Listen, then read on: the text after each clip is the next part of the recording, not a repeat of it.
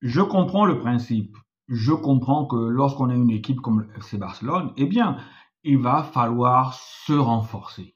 Oui, il va falloir se renforcer parce que cette année, on a bien vu que, voilà, les postes n'étaient pas doublés. Cette année, on a bien vu que lorsque les joueurs comme Jules Koundé et Alejandro Balde se sont blessés, si du côté droit, Jules Koundé a été bien remplacé par Eric Garcia, mais du côté gauche, sincèrement, Gérard Martin n'a pas été à la hauteur. Gérard Martin n'a pas été à la hauteur. Et le poste de gardien de but aussi, on sait bien qu'on ne peut plus compter sur Ter Stegen. Szczęsny a fait ce qu'il a fait ce qu'il a pu cette saison. On sait aussi que on ne peut pas partir avec Szczęsny en numéro 1, raison pour laquelle lorsque le FC Barcelone a décidé de jeter son dévolu sur Joan Garcia, voilà, Fran Garcia, oui, Joan Garcia plutôt, pour moi c'est un choix logique, parce que le poste de gardien de but au FC Barcelone était devenu un poste un peu délicat. Ter Stegen ne fait plus l'affaire, Szczęsny ne pourra pas faire l'affaire en numéro 1, donc pour moi, Joan Garcia, c'est un bon recrutement. On a payé les 25 millions de clauses libératoires. Après, je pense que le poste aussi qui est indispensable, là où il faut vraiment absolument recruter, même si Gérard Martin, lui, dit qu'il veut rester au FC Barcelone, moi je pense que Gérard Martin n'a pas encore le niveau pour être la doublure ou la doublure de Alejandro Balde. Donc, sur le poste de latéral gauche, il va falloir recruter un joueur. Maintenant, en milieu de terrain, pour moi, quand tu as la doublette De Jong, Frankie De Jong et Pedri Gonzalez, les gars, moi je pense que c'est très fort. Là, on n'a vraiment pas de soucis à se faire parce qu'après, on a encore Marc Casado, on a Bernal aussi qui va bien revenir. Donc, pour moi, en milieu de terrain, c'est carré. Maintenant, le gros problème, je comprends que les dirigeants du FC Barcelone veuille faire venir Nico Williams. Nico Williams, je pense qu'il a 22 ans. Nico Williams, c'est forcément l'avenir du FC Barcelone et le présent même, présent, avenir du FC Barcelone, un peu comme Lamine Yamal. Mais le problème, moi, qui me dérange un peu, c'est comment on va organiser tout ça. Comment on va faire jouer cette équipe-là. Comme l'a si bien dit Céline Mengue, une abonnée qui a bien pris le temps de me préciser qu'elle était une madridista, voilà, comme quoi Barça Real, on se retrouve toujours d'une certaine manière.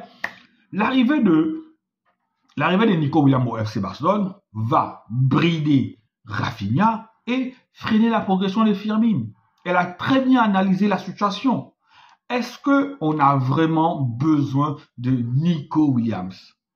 Parce que si ce n'est qu'un caprice pour faire plaisir à Lamine Yamal et voilà, aux autres copains de la sélection de l'Espagne, les gars, un club de football ne se gère pas comme ça.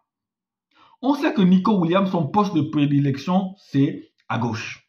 Mais à gauche, tu as quelqu'un qui a fait une saison exceptionnelle, même si on met simple toujours en avant Lamine Yamal, mais à gauche, au FC Barcelone, tu as quelqu'un qui a fait une saison exceptionnelle, c'est Rafinha, qui a pris une autre dimension. Quand tu prends Nico Williams, qu'est-ce que tu fais? Donc, tu veux me faire comprendre que tu vas sacrifier Rafinha, tu vas mettre Nico Williams à gauche et tu vas sacrifier Rafinha en mettant Rafinha en milieu offensif, donc derrière les attaques en soutien de... Non, sincèrement, j'ai même mal à la tête quand j'y pense.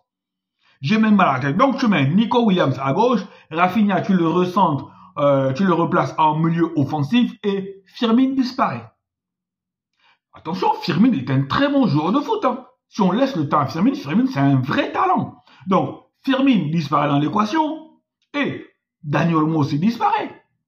Encore que Dani Olmo, il peut être reconverti en faux neuf.